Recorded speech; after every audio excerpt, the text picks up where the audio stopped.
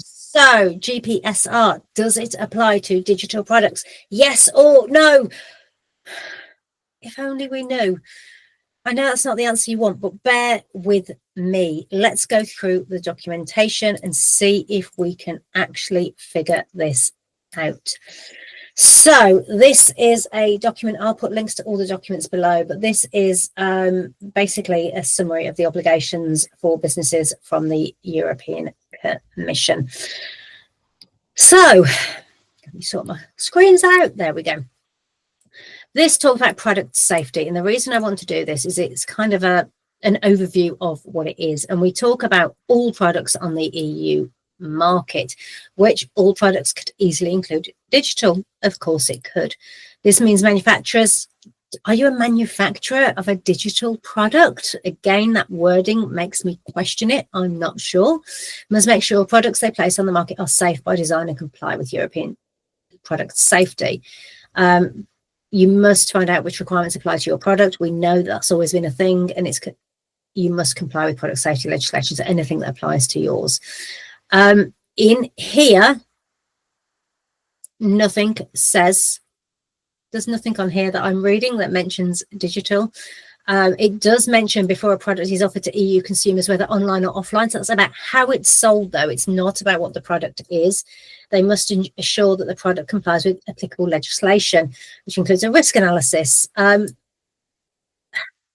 everything here that talks about risk analysis and all the documentation, to me, refers to physical products.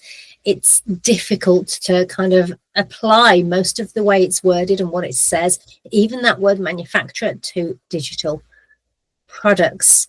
Let's go look at the actual regulations. So what you won't be able to see is you can't see the pop-up on my screen, but I've done a search for the word digital to see where it turns up in the regulations. And we have digitally connected products. They acknowledge the fact that some products, for example, a kit, can have a digital element to it. And if that's the case, the assessment needs to take into account the health risk posed by digitally connected products. So they do talk about that. They also talk about being able to use information that's provided digitally. And now this is where it's referring to different economic operators talking to each other. We talk about the modification of a product by physical digital means. So if you take a product and you, I don't know, create a video on how to use that product, and that product's included in your kit, you have modified it. At that point, you still are a manufacturer because you're still doing something with that physical product, is how I interpret that. We have something called the Product Safety Pledge that was signed in 2018, which is the use of technologies and digital processes and the improvements in alert systems. They're very aware that there's a digital process that can happen out there. Here we have the purposes of Article 22 of Regulation 2022 to 2065 concerning the safety of products sold online. This is about platforms and the way things are sold online. It's not about digital products. Then we get to this one. So this is about encouraging consumer response to recalls.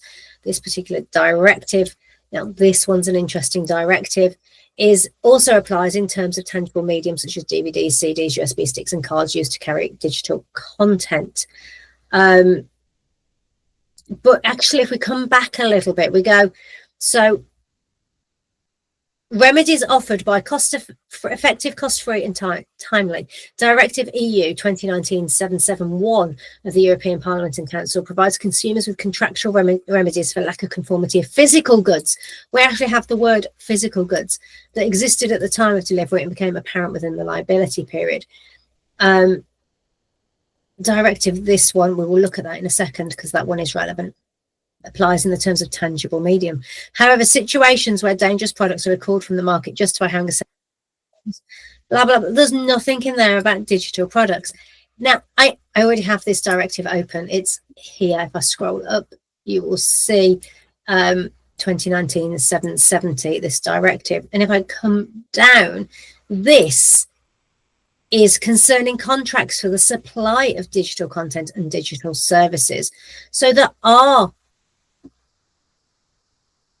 things that we need to comply with. Sorry, that was a really poor word, but there's a directive. That's the word I couldn't get. There's a directive already that we need to comply with. And it does refer to it, but it refers to it in reference to tangible medium, which are used to carry out digital content. Again, not specifically otherwise. So where we have here, in the event of a recall of the tangible medium, physical product for digital content within the meaning of Article 2, the refund shall cover all sums paid. And again, it refers back to this directive. So this directive does stand for digital products, but at the moment, I'm still not convinced that GPR, General Product Safety Regulations, does. Again, we're now into cases of obligations of manufacturers apply to other persons, and it's about that modification potentially by digital means. They do repeat themselves a little bit in here. Information in electronic formats. So we're now talking about how economic operators may additionally make the information referred to in those provisions available in a digital format. That's not a digital product. We then are into the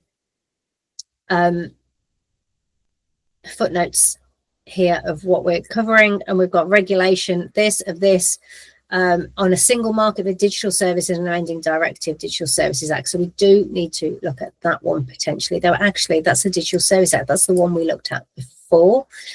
This is 2019-770. I'm going to do a separate video going through that one on certain aspects concerning contracts of supply and digital service. So it's just saying certain aspects. It's not saying it's in line with all of it. What else? I think that's it. I'm back to the beginning on those. So just to confirm my perspective, because the thing with regulations, it's all about interpretation. Everything is about interpretation. I'm looking for a particular section and I'm not finding, because it's a very long document and I haven't noted which one it is. Do you know what? I'm just going to do another search because I know a word that I want. So, not that one, not that version of it. We want, so, aspects for assessing the safety of products. This is what I wanted to look at. When assessing whether a product is a safe product, the following aspects in particular shall be taken into account. The characteristics of the product, including its design, technical features, composition, packaging, instructions for assembly, and where applicable for installation, use, and maintenance. Now, there's obviously more to this, but in my personal opinion, I am not a lawyer. In my personal opinion, this is talking predominantly about physical products. Completely about physical products. We do know that this directive applies to digital products. We'll cover that in a separate video.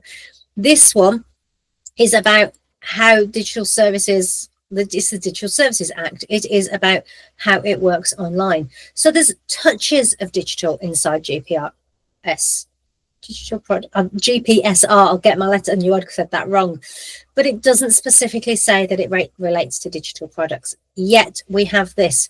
Well, we have two things. Folks who have stated that digital products are covered, and then we have this, which is I'll put the link below, is an article which says, this is from the November 27th, 2024. The European Commission has provided its strongest indication yet that its new rules on product safety will apply to standalone software.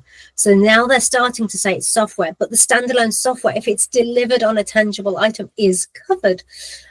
Even though this is not explicitly stated in the relevant laws, which is a controversial position with significant potential implications for companies that develop, market apps, games, and other software products. So, it may have given its strongest indication yet, but the point is that this does not definitively give us an answer of yes or no. You can argue that all consumer products are covered by this regulation and that digital products are scooped up into that description. But you can also go through and look at those regulations and go, everything that's in there, even just the term manufacturer, through to the characteristics of the product and how it mentions physical products, the links to the 2019-770 directive, which is about digital products, it refers to elements of that, not the whole of that. So you can easily see why this is so open to interpretation right now, and we don't actually have a definitive answer. The thing to remember here is these are regulations that apply to consumer products. So if you have digital products that you sell to business owners, they are not covered by these regulations. Anything you are selling to consumers at the moment, I'm sorry to say, we've got to wait and see where this falls. But it is definitely not clear cut. It is definitely not yes, digital products are covered. You cannot sell them anymore without an EU representative. But it might be in the future. We have to wait and see where this goes. But I'm optimistic for this one because everything I read in those regulations clearly is aligned to physical products, the things that people have in their hands that can do them physical harm, though it does mention mental health is an issue. So we will see. We will wait and see what happens, but I can't give you a definitive answer. So for everybody who's asking me, I love that you're asking, but I cannot give you a straight yes or no answer. And the people that are, they've just decided to jump one way or the other. Unfortunately, I'm still sitting on the fence. It's uncomfortable, but as soon as I know more, I will let you know. I'm Nicola Smith from A Handcrafted Business. We will get to the bottom of this, I promise.